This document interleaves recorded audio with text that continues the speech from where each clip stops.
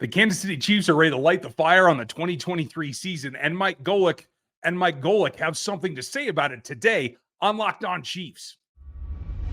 From the land of the free and the home of the Chiefs, this is the Locked On Chiefs podcast. Welcome back, everybody. Thanks for joining us on this special episode of Locked On Chiefs, your team every day for free on every platform, including YouTube, where you can like, sub, and hit the bell right now. All the audio platforms, Spotify, Audible, Apple, everywhere you can get a podcast, you can get ours for free every day of the week. You everydayers, you already know that, and we appreciate you very much. If you want in on the action, make sure you like, sub, and hit that bell, as well as the text line. You can hit us at 816-357-8781 and get yourself in the know. We have a great show, and an actual episode with Mike and Mike, junior and senior Golic of GoJo and Golic, their new show and their takes. They're going to be live from Arrowhead and what they see for the Kansas City Chiefs. Let's get to it. We are here, folks. You are lucky to hear from both GoJo and Golic today. You want to hear their new show. Lots of things going on. The Chiefs are starting it all, and that's where we want to get started. It's a Super Bowl fallout, and it's always, I think, makes things difficult to get up and going the next season. Senior, what does this do when you have to come off of that hurdle and get your next season kickstarted? What's the challenge this week for the Chiefs? Well, I think the biggest thing is, every team tries to climb the mountain and only one team gets there. Now, the Chiefs have gotten there a couple of times. So I think because they know that feeling, I think it's going to be less of a problem than the first time that you climb that mountain. Plus they had they have an experienced coach as well.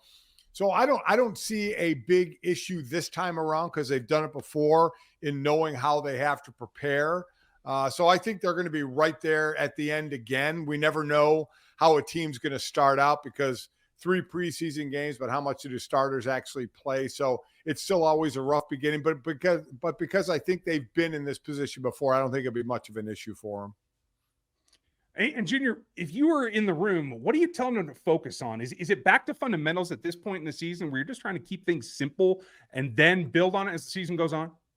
I'm focusing on whatever Patrick Mahomes tells us to focus on here. But it really is, I think, that simple sometimes as far as what you go back to, because, that's what veterans deal with every offseason. I only got to be a young guy in a lot of those rooms, but for the veterans, you saw the benefit of all that experience on display where we're installing the day one stuff, the stuff that's probably not going to ever make it into a game plan because it's so basic and so cookie cutter. But for most of those guys, they've got unspoken bonds. For guys like, Mahomes and Kelsey and some of the veteran guys in this roster, this offensive line that now has a couple of years stacked together, there's going to be things that they do automatically by the end of the season that right now you just kind of go back and over communicate and work through. A lot of it, quite frankly, I'd imagine is getting the guys that are new around here up to speed, or the guys that were even young on last year's team, which we know the Chiefs had a lot of in the secondary, stuff like that. And that's where the benefit of a Mahomes comes into play. I saw him talking to Chris Sims the other day on a feature, and he said, my goal every year, my job every year is to come back and make sure guys have that fire going into each season. And when you've got a guy that's Hall of Fame trajectory, greatest of all time trajectory, and he's got that kind of attitude where he's not going to slack off, so who else in the building can watch the way he works and do the same? It helps kind of reset everybody to understand, all right, we're going to have personnel changes each year. We're going to have roster changes each year. How are we going to morph that team with the loss of coordinators, different voices in the building? And you're right, get back to the base level stuff that works, and then how you're going to build off that foundation and some of the things from last year with the way you're inevitably going to change, like we saw the Chiefs do last year. Multiple tight end packages, a lot of the 12 and 13 personnel stuff that became such a big part of their success. I like the way you put that because the lead dog's always the one controlling the tempo of this roster, right? And it helps to have somebody on both sides of the ball. So, Senior, it's been a pain, to tell you the truth, this whole thing with the situation with Chris Jones. Now you have the offensive side that you think you can get settled out because, the GOAT's there. But it's the defense and the part that has to support him with this distraction, with Chris Jones not being in the organization right now. The holdout continues right now. Who knows what they could be talking about? What does that do to setting up your young defense? Well, to me, it's not a distraction because it's like an injury. When you're injured and not playing, you're a ghost. That's just the way it works. That's why you hear coaches say about holdouts, listen, we hope we get it worked out, but until we do, they're not around. So you can't worry about them. The next guy's got to go in and play. So to me, it's not a distraction. You figure at some point you're going to get him, whether it's week 1, it won't be week 1, week 2, week 3, week 8, if he holds out that long, that I think you're going to have him. So you look forward to that and say, okay, whenever we get him, let's just make sure we work him in slowly so we don't get a soft tissue injury, but we have him by the end of the year in the playoffs. And reason being is you can outscore opponents.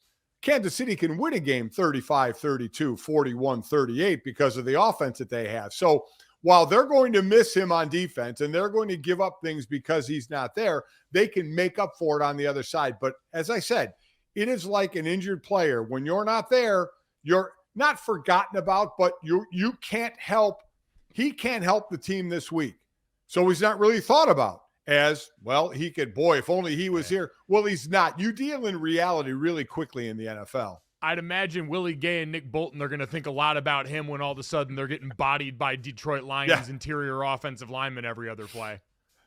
Yeah, let's hope that they can survive that. And that's exactly where I'm going next. So Junior, when you look at that, and this is an up-and-coming Lions team that wants to make a mark. They see a weakness. The middle of that defense is going to be suspect. The Chiefs have given up the run the last couple of seasons, honestly, by decision point, not because they don't have the horses, but they're protecting the pass, and that's their philosophy.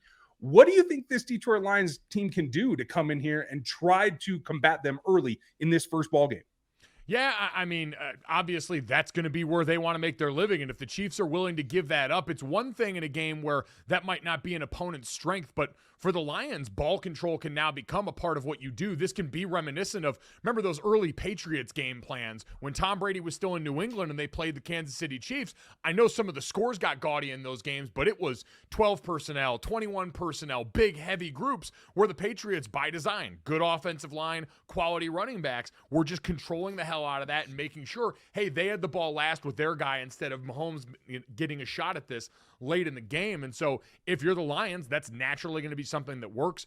We've heard a lot from Ben Johnson and company, kind of speaking sort of vaguely about all the things they're planning on doing with Jahmyr Gibbs in that backfield, their young draft pick out of Alabama. We saw him do a ton of things there, so that's going to be interesting. Sam Laporta comes out. Like, they've got a bunch of stuff in the middle of the field they can try to do to hurt you that's all built off of, listen, with Ben Johnson, who was one of the biggest offseason coups, them retaining him as the offensive coordinator. That's one of the most creative run designers in the NFL, and so I absolutely think it presents a problem in a way that the Lions were already going to lean on heavily, but now becomes even more of an advantage that, listen, on the other side defensively, we know the Chiefs want to throw a ton at you. They're going to be a team always that's hyper-aggressive, that blitzes a ton, but when you do that against a team that's got as competent an offensive line as the Lions do with this as their bedrock, that becomes pretty dangerous. Let me tell you, if the Lions can control the middle with the running game, what a huge coup that's going to be. And that could put Kansas City in some trouble because they're going to be able to control the ball,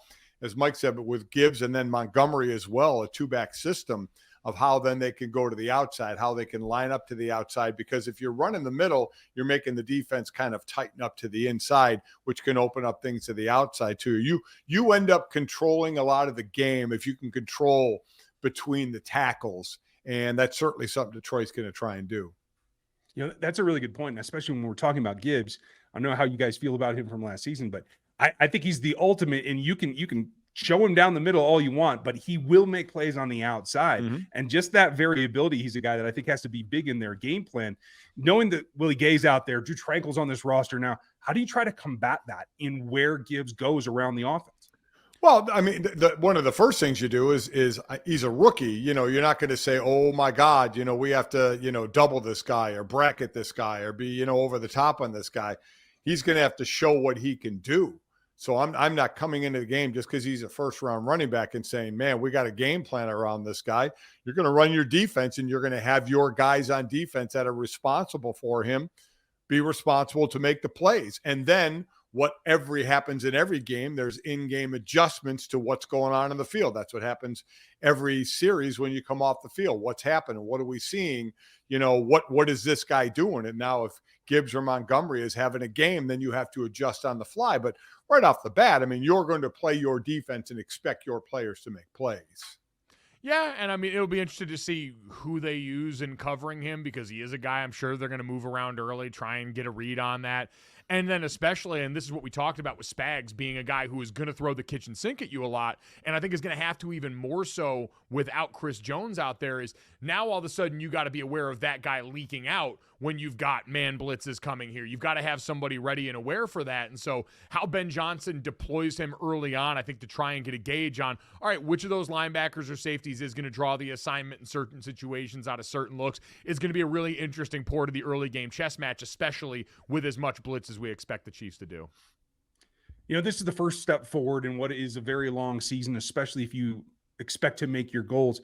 But Senior, when you take a look at this whole season overall and where this Chiefs team is your expectation that they should be able to get back to that Super Bowl, or is this really trying to find your way more so than we've seen from them in the last couple of years? No, they should be able to get back to the Super Bowl. The issue is of the two conferences, the AFC is much deeper. So once you get to the playoffs, and getting it's so different in college, where once you get that second loss in college, you're basically out of the playoff picture.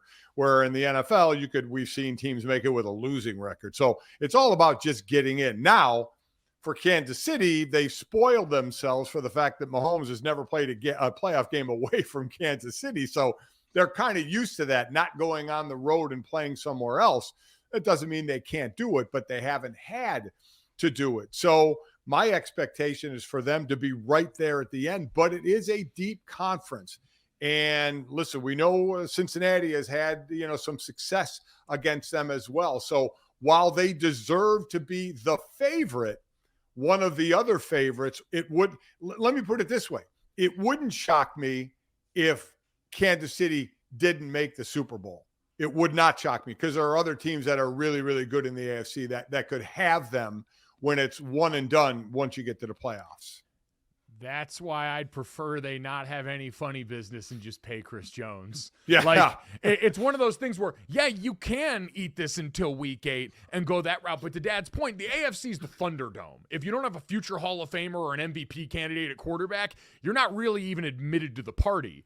And so if you're them and the margins are that close between a Cincinnati team that's been trying to remake themselves in your likeness so much that they took one of your best linemen from last year and signed him this offseason, or this Buffalo Bills team that's been just on the outside of that duo looking in and dealt with some injuries at the wrong spot here, with that upper crust of the AFC, it's going to be about who's healthy and peaking at the right time. We know for the Bills, it's going to be about when Von Miller gets back on. That defense is the difference maker. So if you're the Chiefs and your goal is to go back here and continue to maximize this roster while you've got it now, I know we're going to talk about the Kelsey stuff, but he's going to be 34 here soon. These guys aren't going to stay young, this core, forever. And so it's your responsibility as an organization to make sure you keep giving yourself the best chance. And having Chris Jones in the building as early as possible in this year's AFC is giving yourself the best chance.